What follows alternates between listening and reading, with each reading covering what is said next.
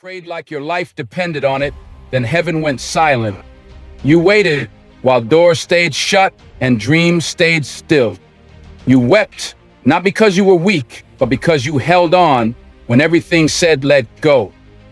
But what if I told you that pain had a purpose, that the silence was part of the answer, that the fire didn't break you, it built you?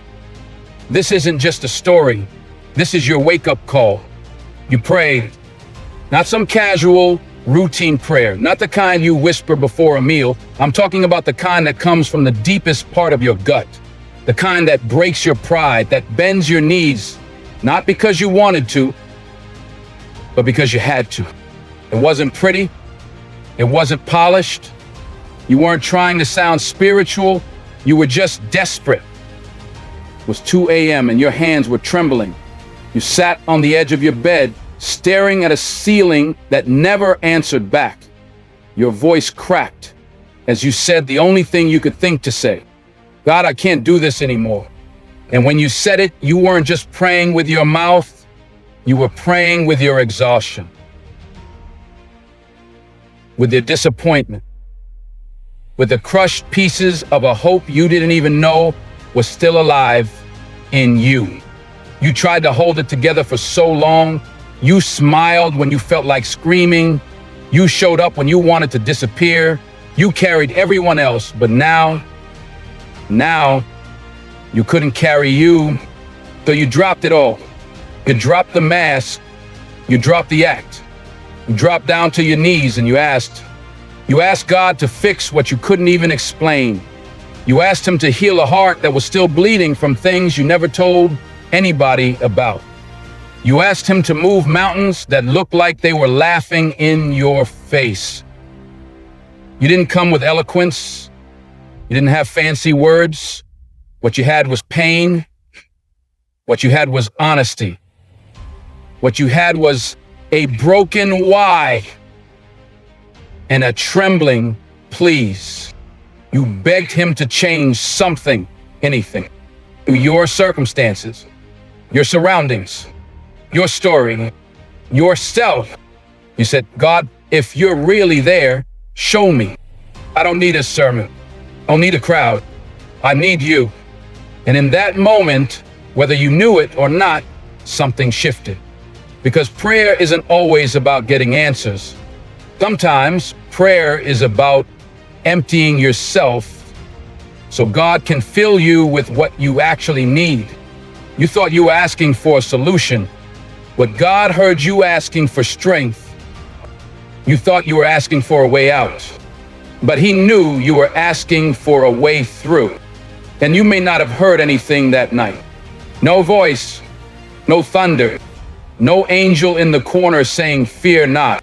But what did happen, what you didn't even see, was that heaven stood still. Because when a broken soul calls out with sincerity, God listens. In ways you thought your prayer was small, but it shook eternity. Because in that moment, your soul made contact with something greater than pain, greater than fear, greater than the impossible.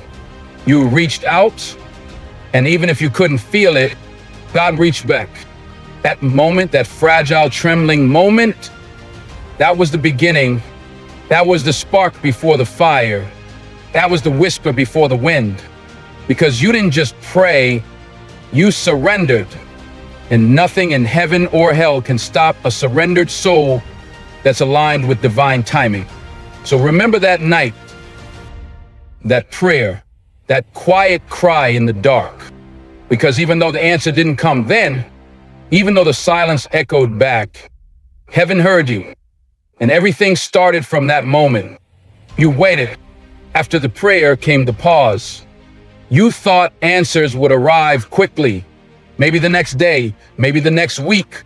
You believed with every trembling ounce of your faith that the doors would swing open, that healing would rush in like a flood, that peace would fall heavy on your chest like rain on a dry land.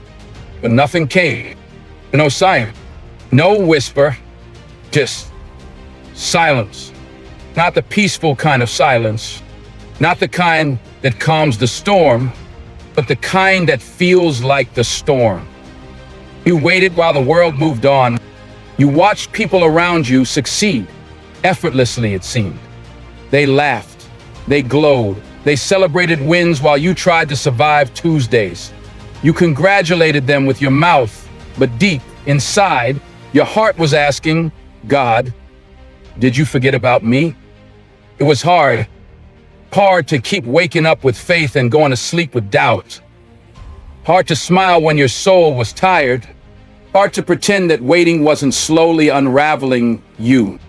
Because the waiting didn't just test your patience, it tested your identity. You began to question who you were. You began to wonder if the vision you had was just imagination, if the promise you felt was just a hopeful illusion. You checked your phone, your inbox, your heart again and again, looking for some kind of confirmation that you were still on the path, still in the plan, still chosen. And yet, day after day, the skies remained quiet. You felt alone in the hallway between what was and what's coming. You started to bargain. God, if you just give me a sign, I'll hold on. If you just show me something, anything, I'll stay strong. But still nothing, no flash of light, no trumpet sound, just the ache of waiting. And here's what nobody tells you about waiting. It is a lonely, invisible war. A war between your belief and your breaking, between your memory of what God said and your reality of what you see, between the urge to quit and the hope that won't let you. You thought waiting was passive, but it's not. Waiting is active. It's fierce. It's a daily decision to not give in to the lie that delay means denial. Because every day you woke up and kept going, even when you didn't feel like it, even when hope felt microscopic, even when all you had was routine and tired prayers. That wasn't weakness, that was warfare. You were learning to walk without answers. You were learning to trust in silence. You were learning that faith isn't proved by what you receive, it's proved by what you keep believing in even when you don't. Because while it looked like nothing was happening on the outside, something was happening inside you. The waiting was training your roots to grow deeper. The silence was sharpening your hearing. The pause was creating a capacity in you, a strength that couldn't be rushed, a maturity that couldn't be microwaved. You didn't know it then, but in that quiet place, you weren't being punished. You were being prepared. And every second you chose to stay the course, to walk when you couldn't run, to believe when nothing made sense, you were becoming unshakable. Because waiting isn't the absence of movement, it's the presence of becoming. You wept, not once, not twice, but in moments too sacred to count. You wept when no one was watching, when the weight of holding it together finally broke the dam, when you realized the silence hadn't left, it had grown louder, when you didn't just feel delayed, you felt denied. You sat on the bathroom floor, lights off, heart cracked wide open, and your tears hit the tile like prayers with no words left. Not because you were weak, but because you were real. Because the strength you've been wearing like armor finally gave out. Because hope deferred didn't just make the heart sick, it made it sore. You wept because it felt personal. Because you gave it everything. The faith, the fasting, the showing up. The late nights when you whispered, God, I trust you. Even when your world was falling apart, and still nothing changed. Oh, the tears came. Not the kind that trickle politely, but the kind that erupt from the gut, from the pain, from the space between expectation and experience. You wept, not just from disappointment, but from confusion, because you did everything right. You followed the rules, you stayed faithful, You kept your heart clean. And still, you were left with broken pieces and no blueprint. You asked questions you never thought you'd ask. God, where are you? Wait a minute, why me? Why now? Why does it feel like you're helping everyone but me? You weren't just crying over what didn't happen. You were grieving the version of you that believed it always would. Grief, not just over delay, but over identity, over dreams you buried in shallow graves, over the idea that maybe, just maybe, this was your reality now. But those tears, oh, those sacred, quiet, misunderstood tears, they were doing something deeper. They were cleansing you, softening the calluses disappointment had built, watering the soil of a heart that was dry from pretending to be fine. You see, we're told to be strong, to push through, to smile, and keep marching like we don't bleed. But real strength doesn't deny the pain. Real strength feels it.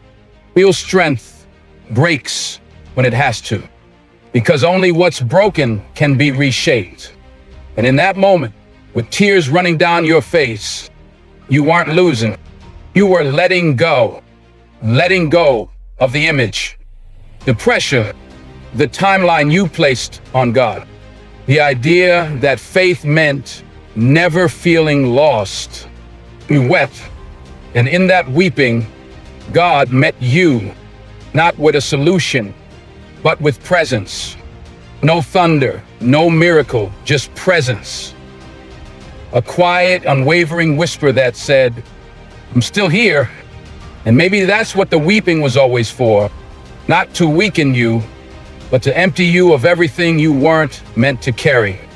You thought the tears were a sign of defeat, but they were a sign of transformation, because nothing truly powerful is born without breaking, and no one truly destined rises without weeping. Revelation didn't come with fireworks, didn't crash into your life like a lightning bolt. It came softly, quietly, after the storm had passed through you, after the tears dried, after the prayers turned into whispers, after the waiting no longer felt like punishment, just part of the rhythm. You were sitting there one day, maybe doing something ordinary, driving home, folding laundry, staring out the window with nothing but thoughts swirling in your mind. When it hit you, it wasn't what you prayed for that was changing everything. It was you. You didn't recognize it at first, because transformation doesn't always feel like a breakthrough. Sometimes it feels like exhaustion. Sometimes it feels like loneliness. Sometimes it feels like nothing is happening until you realize everything is. You look back at the version of you that first got down on your knees and prayed, and you realized you're not that person anymore. You're stronger now, not because things got easier, but because you got tougher. You stopped chasing answers and started listening for direction. You stopped begging for open doors and started preparing for what's behind them. The waiting didn't just stretch your patience, it expanded your faith. The weeping didn't just express your pain, it unlocked your depth. You started to see that the delay wasn't a detour.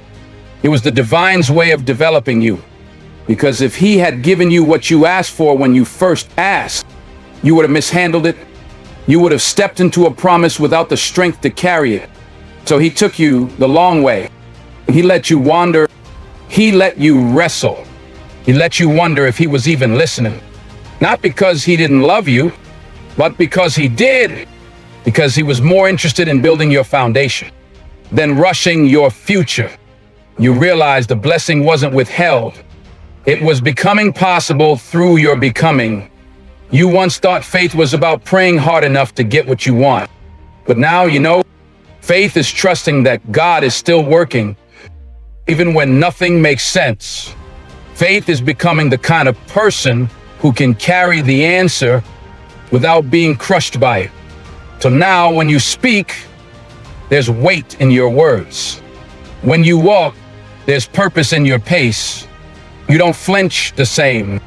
You don't fold the same because you've lived through something that taught you. God's delays are not denials. His silence is not absence. His not yet is not rejection. It's redirection. You learn that what you were praying for was ahead of you. It was within you. That the answer wasn't something coming from the outside. It was something being built on the inside. And the fire you walked through, it didn't burn you. It baptized you. You came out refined, not ruined. Not weaker, but wiser. Not empty, but equipped. You didn't just survive the season, you were shaped by it. Because in the end, you didn't get what you wanted. You got what you needed. Don't give up in the weeping. I know it's tempting. I know that place, the breaking point, where your soul whispers, maybe this isn't going to change.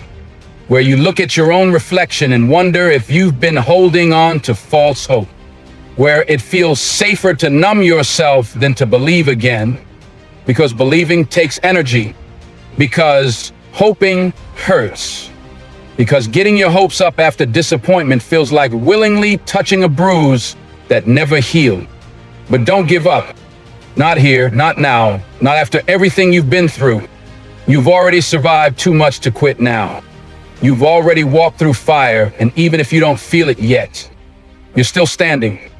And that means something. The enemy would love nothing more than for you to surrender in the middle of your story, to sit down in the dark and declare it the end. But God does his best work in the dark. Seeds grow there, visions form there. Miracles are born not in comfort, but in chaos. Don't let the pain fool you into thinking you're defeated. You're not. You're in process. Every tear you've cried has been seen. Every silent battle, every sleepless night, every time you showed up when quitting felt easier, it all counts. It all matters. You're not buried. You're planted. And growth never looks glorious at first. It's messy. It's hidden. It's slow. But something is happening inside you that can't be rushed and won't be wasted. You think God forgot you? Impossible. You think he's done with you? Not a chance. If you're still breathing, he's still building. And the fact that you haven't quit, even when quitting felt like mercy, that's proof there's more in store for you. So I need you to wipe your face, not because your tears aren't valid, but because they're not the whole story. I need you to breathe. Deep, slow, like someone who still believes in tomorrow. I need you to remind yourself that purpose doesn't expire just because time has passed.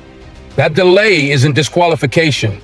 That you're still called, still chosen, still in the middle of a plan so beautiful it requires seasons you don't understand. So when you weep, weep. But don't stop there. Get back up. Even if it's slow. Even if you don't feel ready. Even if your knees are shaking and your voice is trembling. You don't have to rise perfect. You just have to rise. Because there's someone watching you. Someone who sees your fight, your faith, your resilience. And they're drawing strength from your story. You think this season is just about you. No, it's bigger. Your breakthrough will bless someone else's belief. Your comeback will be someone else's confirmation. Your survival is someone else's strategy. So don't give up in the weeping. Not when you've come this far. Not when heaven has already invested so much in your journey. Not when you're this close. Keep standing. Keep trusting. Keep believing. The story's not over. And neither are you. So now, to the one who prayed with trembling hands, to the one who waited when hope was thin, to the one who wept until their voice broke, I speak to you now. Look at what you've come through. Look at who you've become. Not because the journey was easy, but because you didn't quit. You prayed, you waited, you wept, and now you know what it means to be molded. You know what it feels like to be refined in fire and still rise with purpose in your bones. You know the difference between noise and voice, between applause and assignment.